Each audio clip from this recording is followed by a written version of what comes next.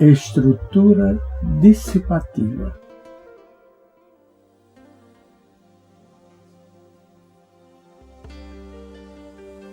A estrutura dos sistemas vivos.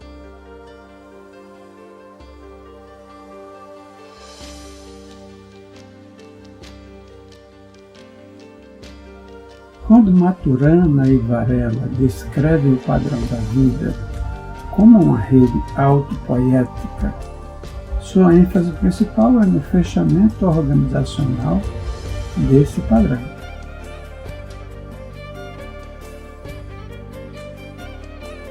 Quando Ilya Prigogine descreve a estrutura do sistema vivo como uma estrutura dissipativa,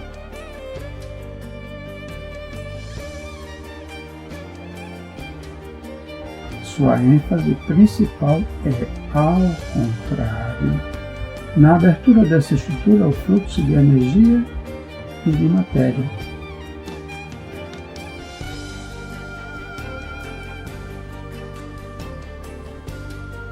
Assim, um sistema vivo é, ao mesmo tempo, aberto e fechado. É estruturalmente aberto, mas organizacionalmente fechado.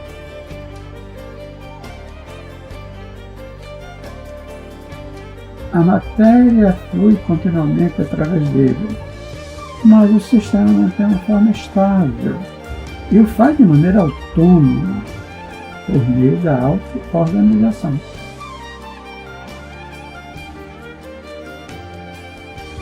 Para acentuar essa coexistência paradoxal da mudança e da estabilidade, Prigogine introduziu o termo estruturas dissipativas.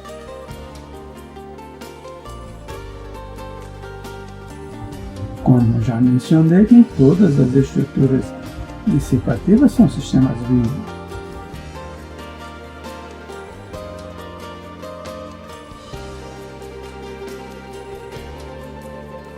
E para visualizar a coexistência do fluxo contínuo com a estabilidade estrutural, é mais fácil nos voltarmos para estruturas dissipativas simples e não vivas.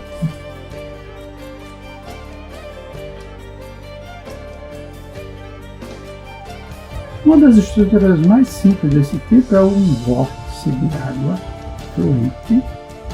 Por exemplo, um redemoinho de água numa banheira.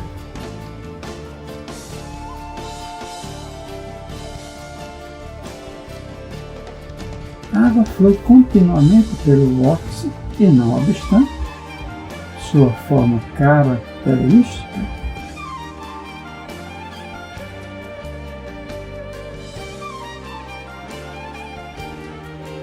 as bem conhecidas espirais de fundir, que se estreita, permanecem notavelmente estáveis.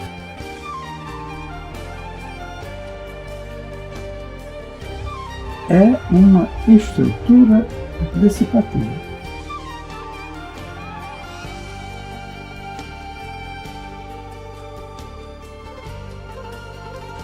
Um exame detalhado da origem e da progressão desse vórtice revela uma série de fenômenos bastante complexos.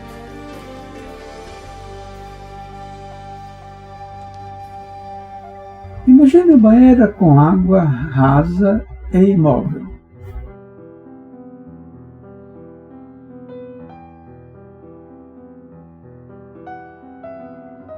Quando a tampa é retirada, a água começa a escoar, fluindo radialmente em direção ao sorvedouro.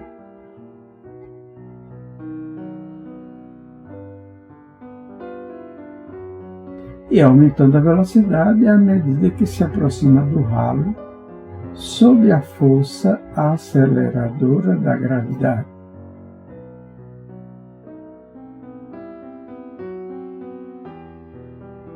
Desse modo, é estabelecido um fluxo contínuo e uniforme.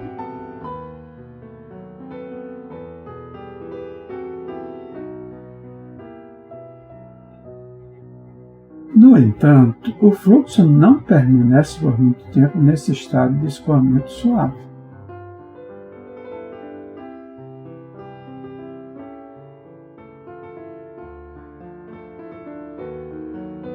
minúsculas irregularidades no movimento da água, movimentos do ar sobre a superfície da água e irregularidades no tubo de drenagem farão com que um pouco mais de água se aproxime do ralo de um lado do que do outro.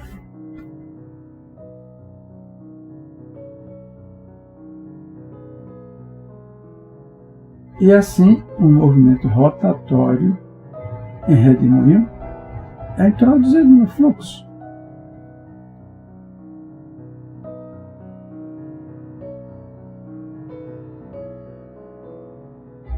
À medida que as partículas da água são arrastadas para baixo em direção ao ralo, suas duas velocidades, radial e rotacional, aumentam.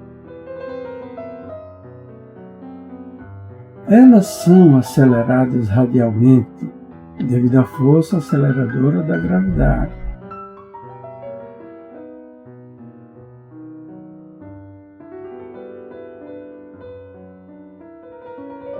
E adquirem velocidade rotacional à medida que o raio de sua rotação diminui.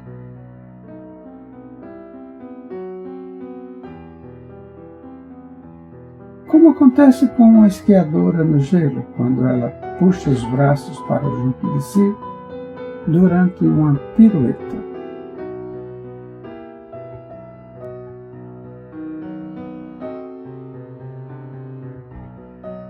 Como resultado, as partículas de água movem-se para baixo em espirais.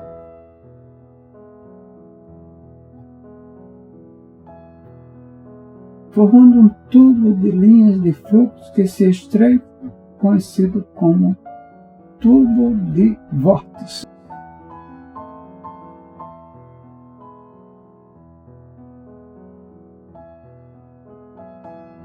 Devido ao fato de que o fluxo básico ainda está dirigido radialmente para dentro, o tubo de vórtices é continuamente exprimido pela água,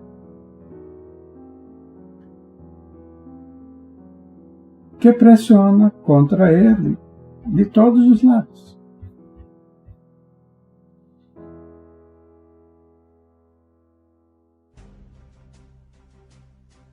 Essa pressão diminui o seu raio e intensifica ainda mais a rotação.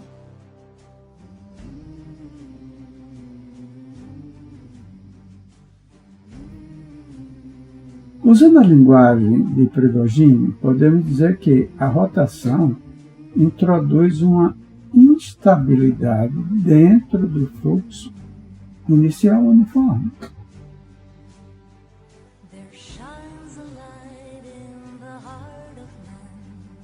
A força da gravidade, a pressão da água e o raio do tubo de vórtices, que diminui constantemente, combinam-se todos eles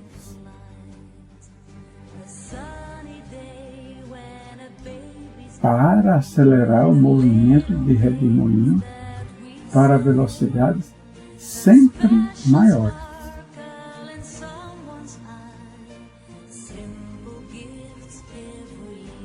No entanto, essa aceleração contínua não termina numa catástrofe, mas sim num novo estado estável.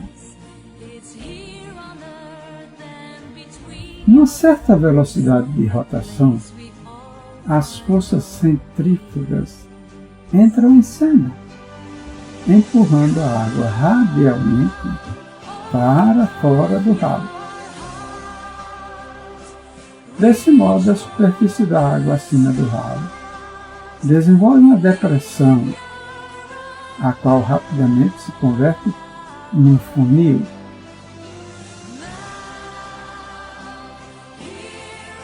Por fim, um furacão em miniatura se forma no interior desse funil, criando estruturas não lineares e altamente complexas.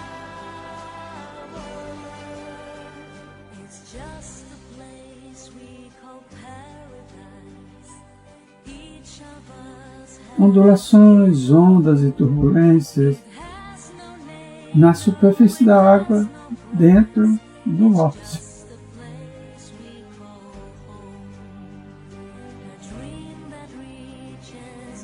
No final, a força da gravidade puxando a água pelo ralo, a pressão da água empurrando para dentro,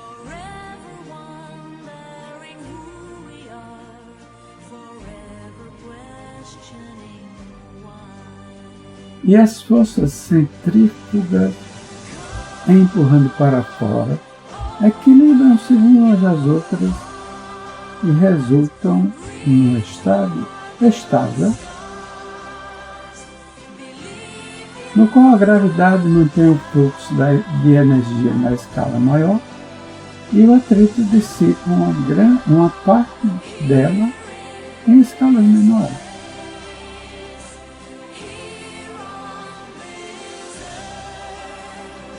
As forças atômicas estão agora interligadas em laços de realimentação, de autoequilibração,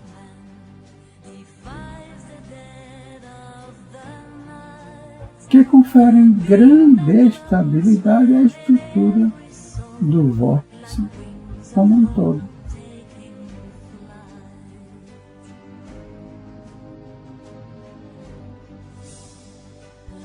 Semelhantes estruturas dissipativas de grande estabilidade surgem em trovoadas em condições atmosféricas especiais.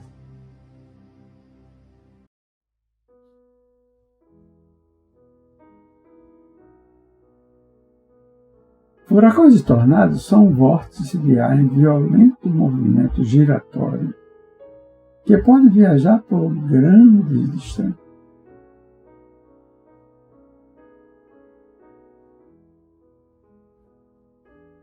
E desencadear forças destrutivas sem mudanças significativas em sua estrutura de vórtice.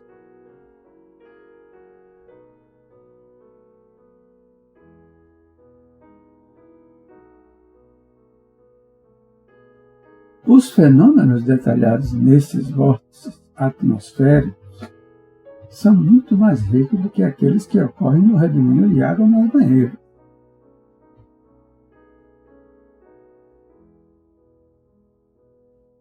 Pois vários novos fatores entram em jogo. Diferença de temperatura, expansões e contrações de ar, efeitos da umidade, condensações e evaporações, e assim por diante.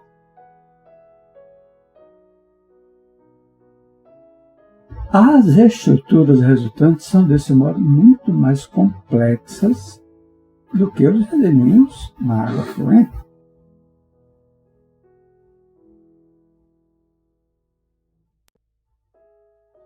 E exibem uma maior variedade de comportamentos dinâmicos.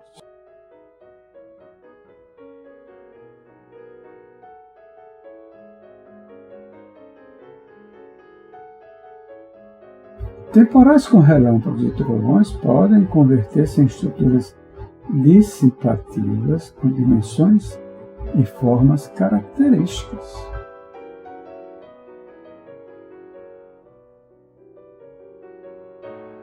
Em condições especiais, alguns deles podem até mesmo dividir-se em dois.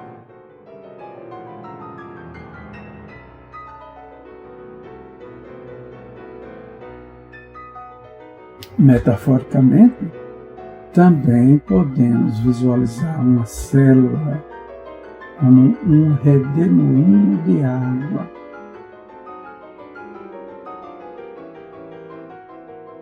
Isto é, como uma estrutura estável, com matéria e energia fluindo continuamente através dela.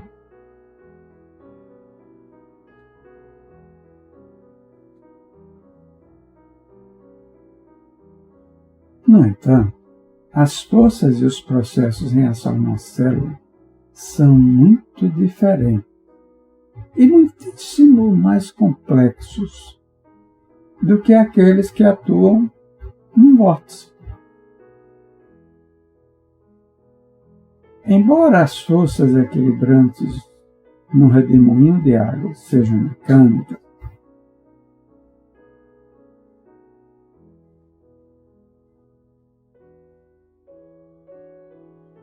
sendo que a força dominante é a da gravidade, aquelas que se acham em ação nas células são químicas.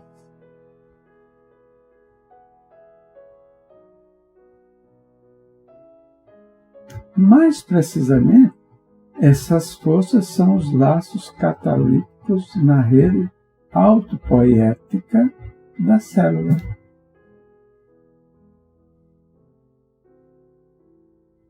Os quais atuam como laços de realimentação, de autoequilibração.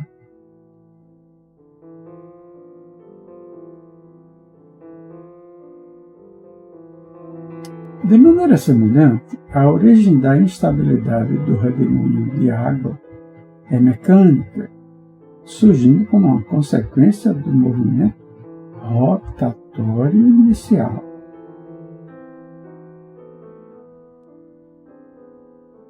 Na célula, há diferentes tipos de instabilidade e a sua natureza é mais química do que mecânica.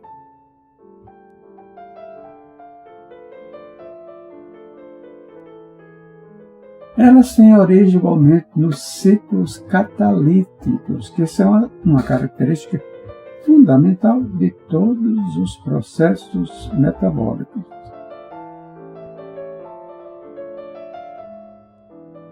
A propriedade fundamental desses ciclos é a sua capacidade para atuar como laços de realimentação,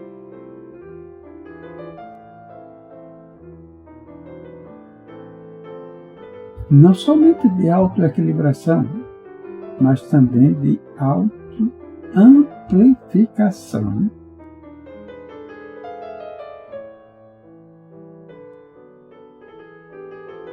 os quais podem afastar o sistema cada vez mais para longe do equilíbrio, até que seja alcançado um limiar de estabilidade.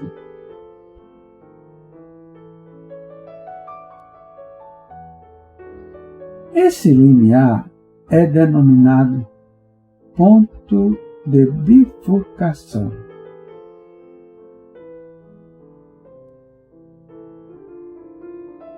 Trata-se de um ponto de instabilidade, do qual novas formas de ordem podem emergir espontaneamente, resultando em desenvolvimento e em evolução.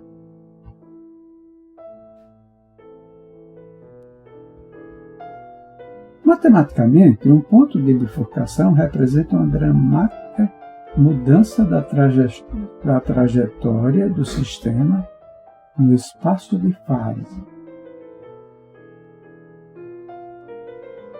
Um novo atrator pode aparecer subitamente, de modo que o comportamento do sistema como um todo se bifurca ou se ramifica numa nova direção.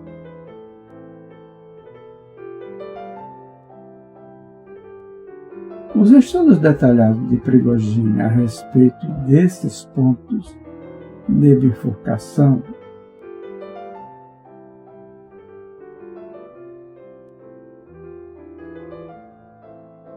têm revelado algumas fascinantes propriedades das estruturas dissipativas.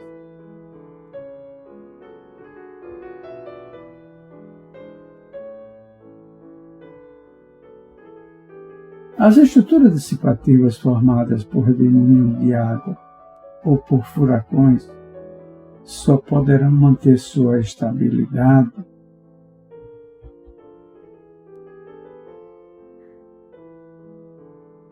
enquanto houver um fluxo estacionário de matéria vindo do meio ambiente, através da estrutura.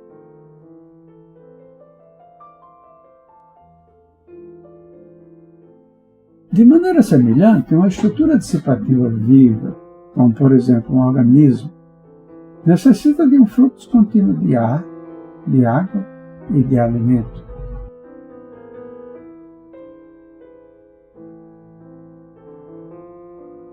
Vindo do meio ambiente através do sistema para permanecer vivo e manter sua ordem.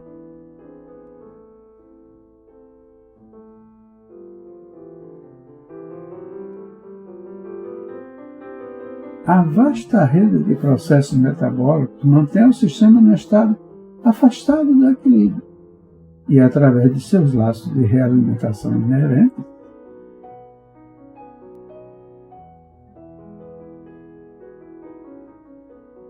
dá origem à bifurcação e, desse modo, ao desenvolvimento e à evolução.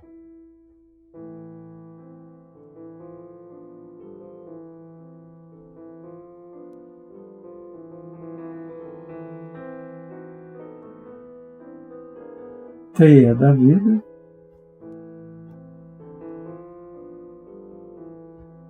Fritjof Capra.